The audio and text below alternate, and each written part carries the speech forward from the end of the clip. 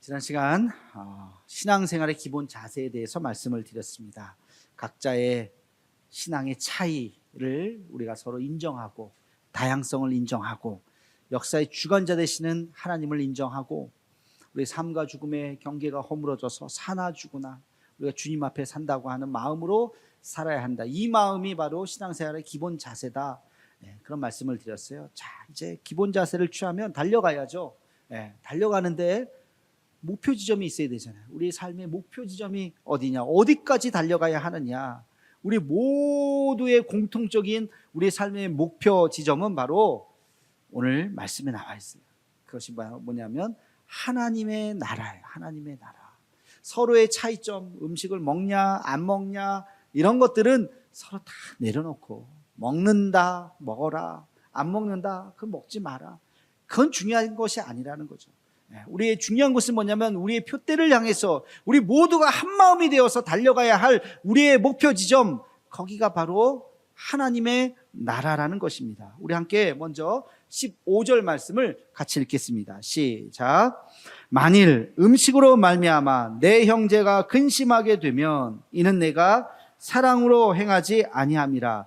그리스도께서 대신하여 죽으신 형제를 내 음식으로 망하게 하지 말라. 아멘. 음식 때문에 서로 싸우고, 너 왜 먹어? 먹으면 왜 안 돼요? 하면서 이런 것 때문에 서로 물고 뜯고 망하게 하지 말라는 거예요. 그러면서 17절 명언을 남깁니다. 로마서에는 명언이 많아요. 그 중에 17절 우리 함께 같이 읽겠습니다. 시작. 하나님의 나라는 먹는 것과 마시는 것이 아니요 오직 성령 안에 있는 의와 평강과 희락이라. 아멘. 우리 모두 하나님의 나라를 향해서 달려가고 있지 않습니까? 하나님의 나라를 이루기 위해서 먹는 것, 마시는 것, 그 서로의 차이, 관점 다 내려놓읍시다. 그거는 상관없어요. 하나님의 나라는 뭐냐? 뭐라 그랬어요? 성령 안에서 의와 평강과 희락이라. 이게 오늘 말씀의 핵심이에요. 우리가 하나님의 나라를 이루는 것이 무엇인가? 또 의와 평강과 희락이라고 하는 것이 무엇인가?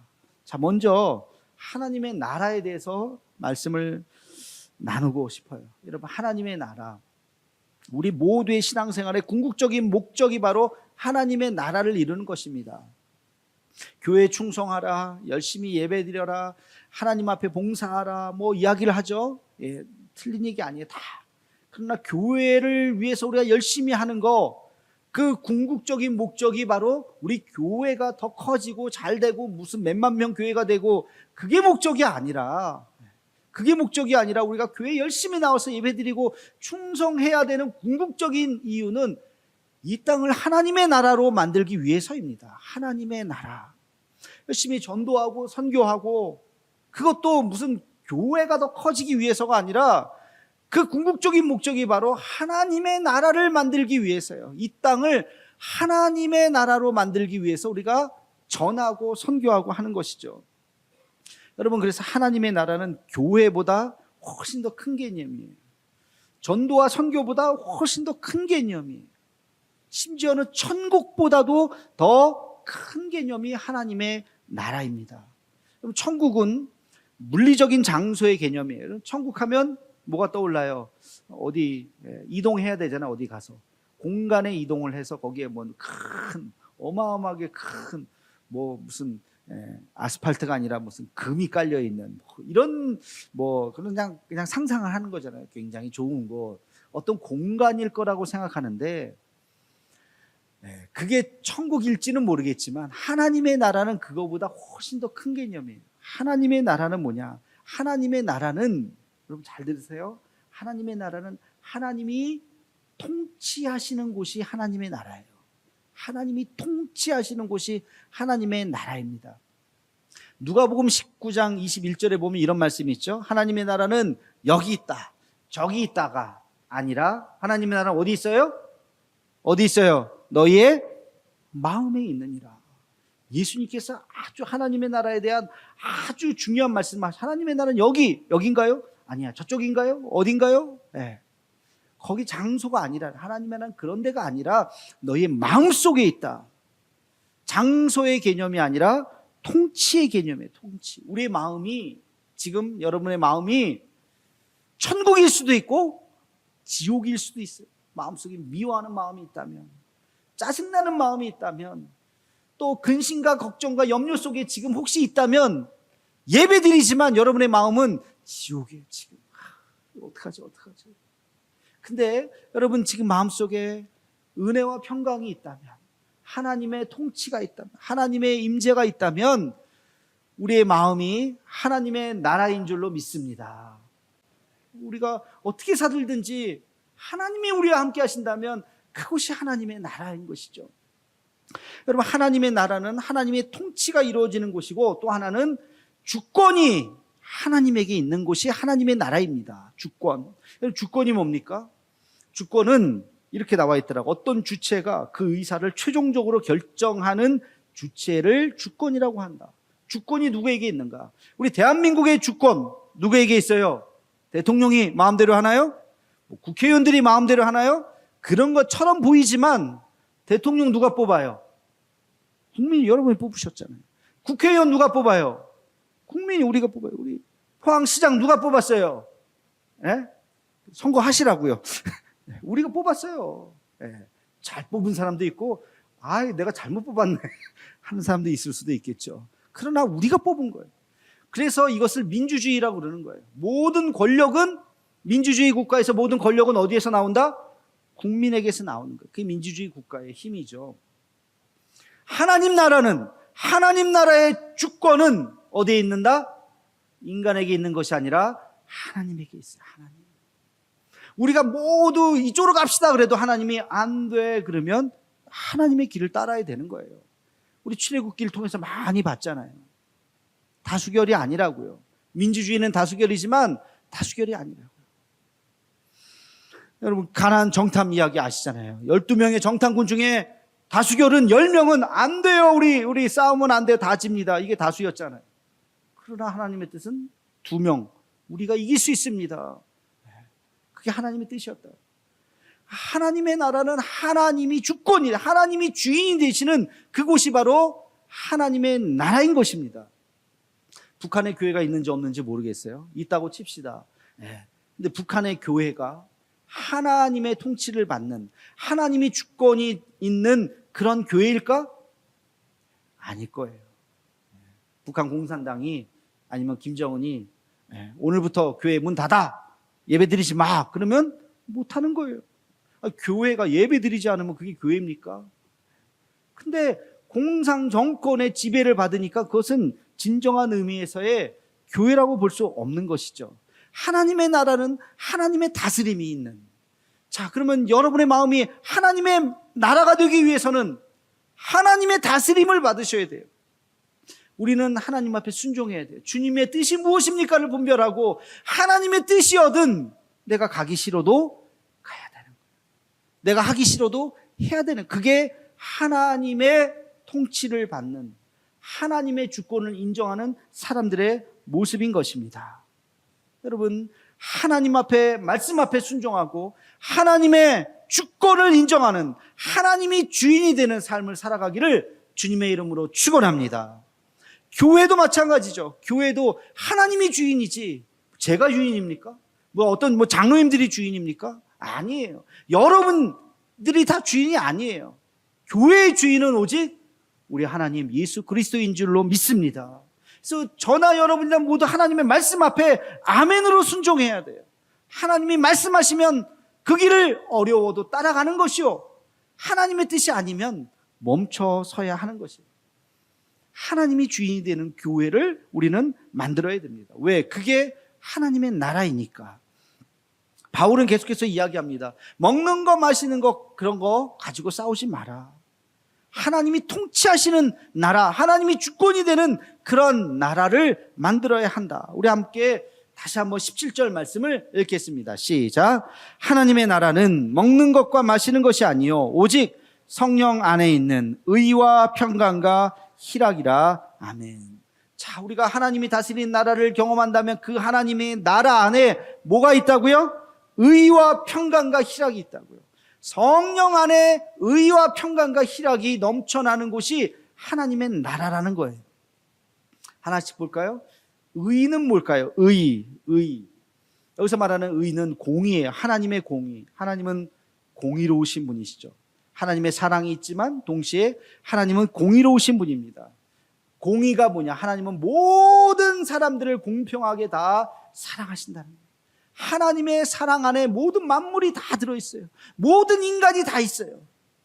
우리는 우리끼리 미워하고, 아유 저런 나쁜 죄를 지은 사람, 아유 저 사람은 좀 하나님이 사랑하지 않았으면 좋겠어, 저 사람은 벌을 받아야 돼 하고, 우리는 때로는 어떤 사람을 제낄 수 있을지도 몰라요. 하나님은 그렇지 않아요. 죄인이라 할지라도, 그가 누구라 할지라도, 가난한 자나 부한 자나, 뭐 배운 자나 배우지 못한 자나, 노비나 주인이나 다 누구든지 다 하나님 안에서 똑같이 구원받을 수 있는 하나님의 백성인 줄로 믿습니다. 그런 의미에서 하나님께서는 가난한 자를 더 사랑하는 것처럼 보여요. 약한 자를 더 사랑하는 것처럼 보여요. 왜? 그래야 하나님의 나라가 이루어지기 때문에. 자, 그러면 이 땅을 우리가 하나님의 나라를 만드는 것이 우리의 궁극적인 목적이라면 우리가 해야 할 일이 분명해지죠. 우리가 해야 할 일이 뭡니까? 이 땅을 하나님의 나라로 만들기 위해서 연약한 자들을 도와야 되는 거예요. 우리가 왜 섬길까요? 왜 봉사하고 왜 긍휼 사역을 해야 될까요? 이 땅에 가난하고 연약하고 먹지 못하고 태어날 때부터 불행하게 태어나시는 분들 있죠. 그런 분들을 우리가 도와야 되는 거예요. 그분들 마음속에도 하나님의 나라를 만들기 위해서, 배움의 기회조차도 박탈당하는 분들을 위해서 우리가 가난한 어떤 나라에 가서 책상을 사주고 의자를 사주고 연필을 사주고 노트를 사주면서 배우라고, 가난에서 벗어나라고 먹을 것을 사주고 하면서 우리가 그들을 돕는 이 일, 선택이 아닙니다.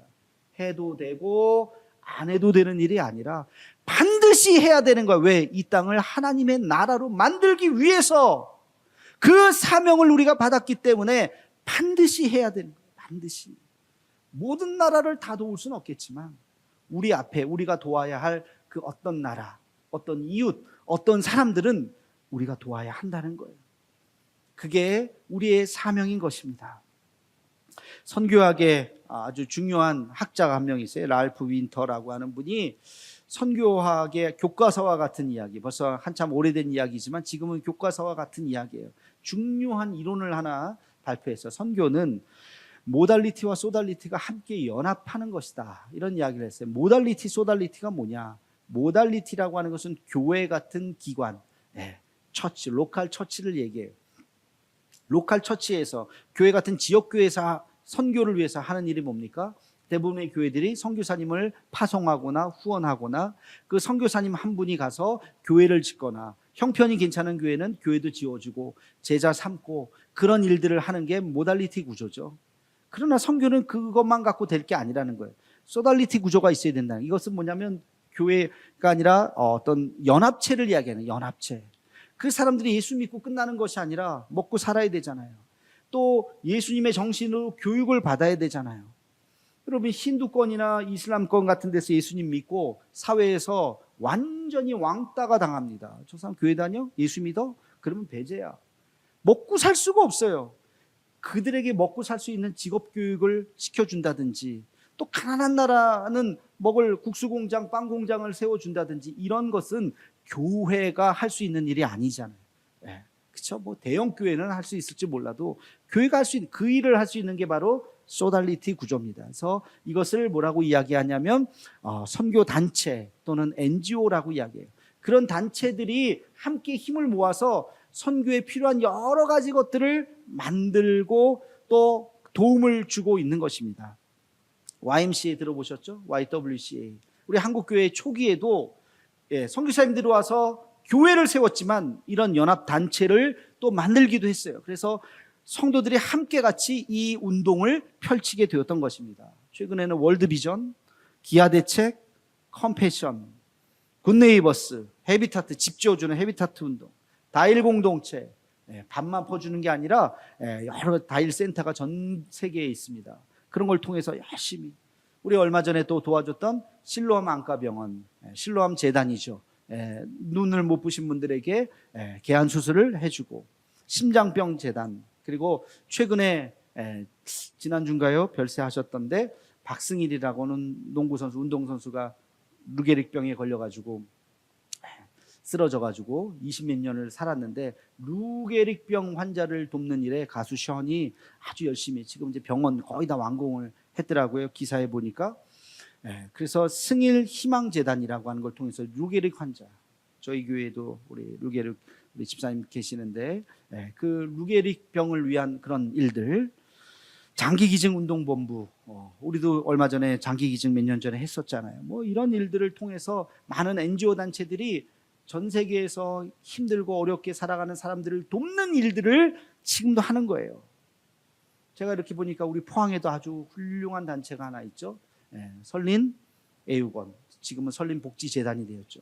1952년, 여러분 1952년 포항 땅은요 전쟁에, 그렇죠? 완전히 부모 잃고 고아들이, 그때 미국 해병대에서 여기 주둔을 하면서 군목으로 그 해병대 아이들을 위해서 기도해주는 미국 해병대 그 해군 군목이 왔어요. 클리브스 군목이. 지나다 보니까 애들 고아들이, 얘 어제 너 밥을 먹었니? 며칠째 굶고 있어요. 일로 와. 보니까 얘 하나만이 아니야. 이에 저에 너무나 많은 거. 그 아이들을 먹이고 입히고 혼자 다 할 수 없잖아요, 그 일을. 그러니까 그때 당시에 포항에 있었던 교회들의 도움을 얻었어요. 5개 교회 아닙니까? 포항제일교회, 북부교회 이름 바뀌었죠. 지금 기쁨의 교회, 포항중앙교회, 남부교회가 또 이름을 바뀌었죠. 늘사랑교회, 그리고 우리 대도교회. 5개 교회가 그 50년대에 그 재단을 돕고, 그러면서 그 재단이 점점 커져서 지금 아주 큰 재단이 되었죠. 그 한 사람의 그 아이를 향한 긍휼한 마음, 돕고 싶은 그 마음, 한 교회가 할 수 없는 거야. 그 연합체예요, 그게. 우리도 태국에 선교하기 시작하면서 이국찬 선교사님을 파송하고 우리가 그 이듬해 했던 것이 바로 디디 복지 재단을 만들었죠.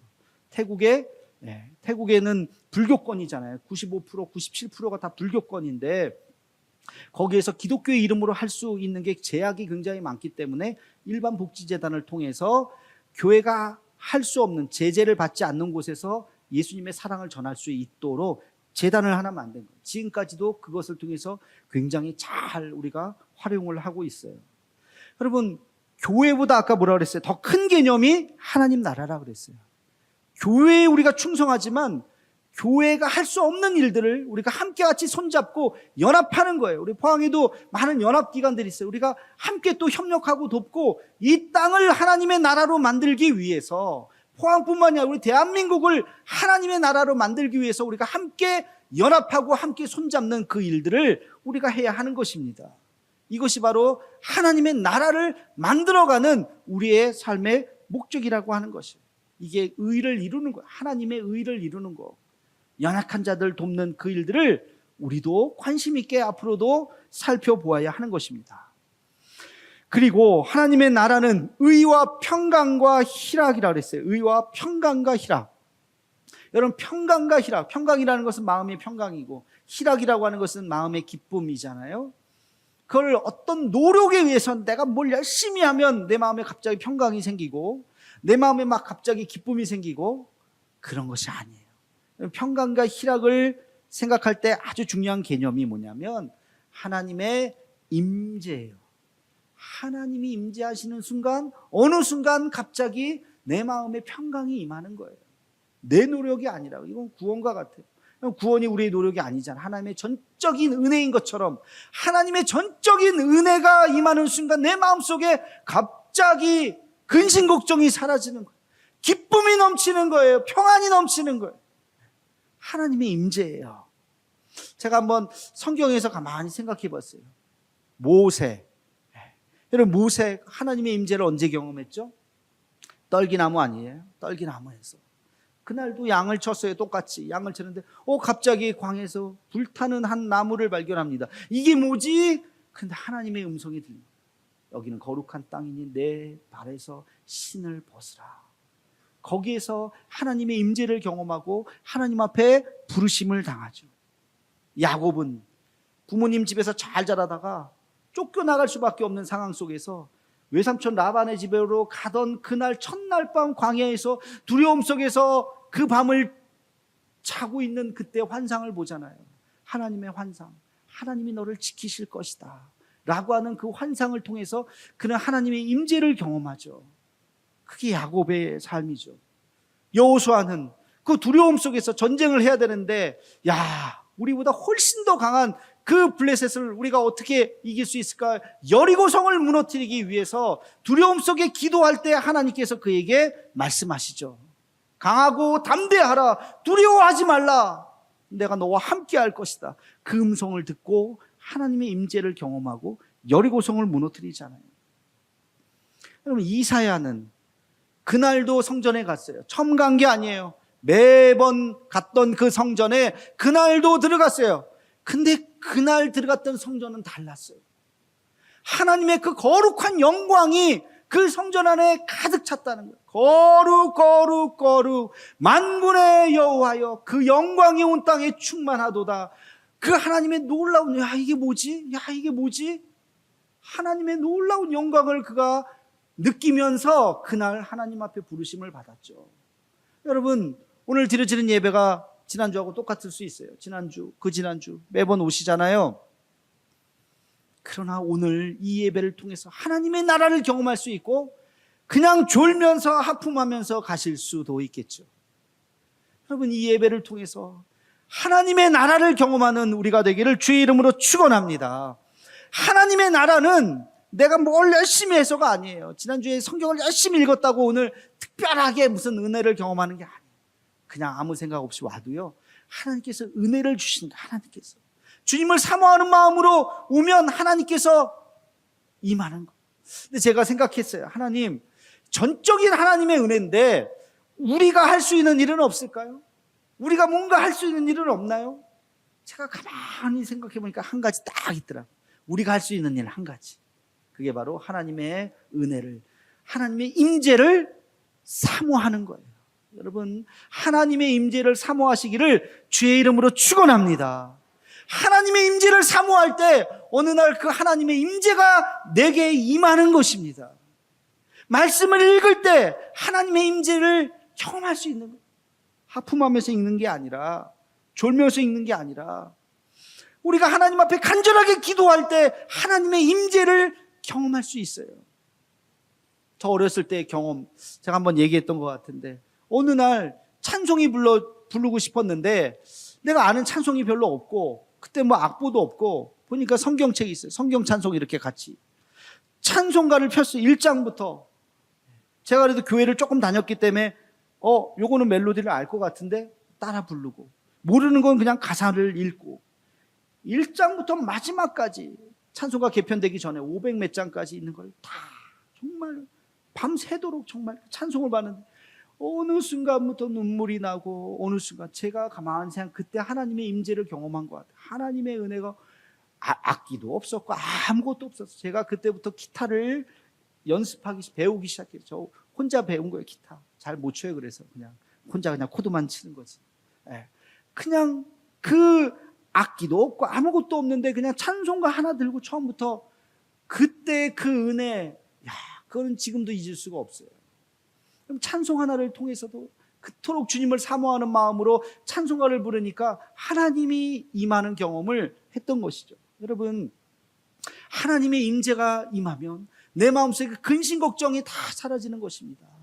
우리의 마음속에 하나님의 나라가 임하는 줄로 믿습니다. 우리 마음속에 하나님의 나라가 임하면 여러분이 가정에 가면 그곳이 하나님의 나라요, 여러분이 교회를 가면 그곳이 하나님의 나라요, 여러분이 직장에 가면 그곳이 하나님의 나라인 줄로 믿습니다. 내가 내 마음속에 하나님의 나라를 이루어야 돼요. 하나님의 임재가 있어야 돼요. 세상 근심 걱정 사라지고 평안과 기쁨이 있을 때 우리가 어느 곳에 가든지 하나님의 나라를 만들 수 있는 것입니다. 여러분, 그러한 은혜가 있기를 주의 이름으로 축원합니다.